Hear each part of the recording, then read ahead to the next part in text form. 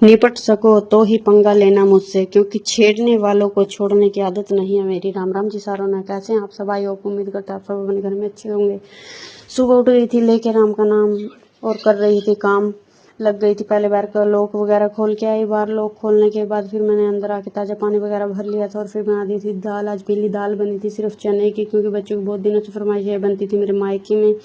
वो कभी कभी बनते हैं साल 6 महीने में, जब बच्चे ज़्यादा ही चूल मचा देते हैं। तो फिर मैंने फटाफट कपड़ों पर भी प्रेस कर दी थी। जो कपड़े थे, ढेरों कपड़े जो मैंने रात धोए थे स्टैंड से, सब उतार के ले आई थी। फिर नहा धोकर चली गई थी किचन में। किचन में जाने के बाद फिर मैंने बनाया नाश्ता। नाश्ते में थी सिंपल रोटियां और दाल, और चाय भी बनकर हो गई थी तैयार। बेटा कर रहा था धूप बत्ती मंदिर में भगवान जी का आशीर्वाद लेने के बाद दिन की शुरुआत बहुत अच्छी होती है और दिन भी अच्छा ही जाता है।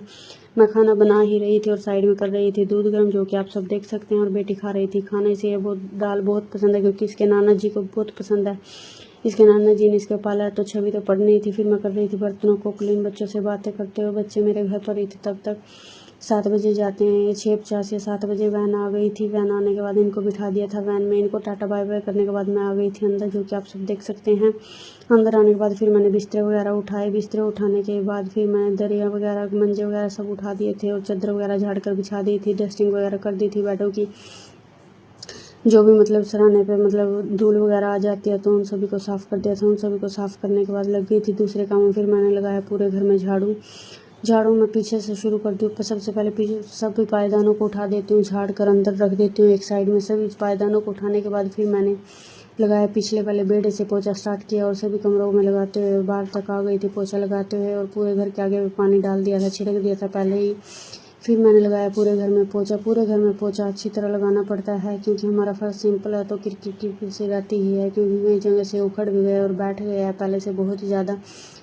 फिर ये सब कर ही रही थी तो कूड़े वाले भैया भी आ गए थे। मैंने कूड़ा डाल दिया था तो शेफा लेकर आ गया था, तो उसको रोक रखा था। फटाफट उसने भी डाल दिया था।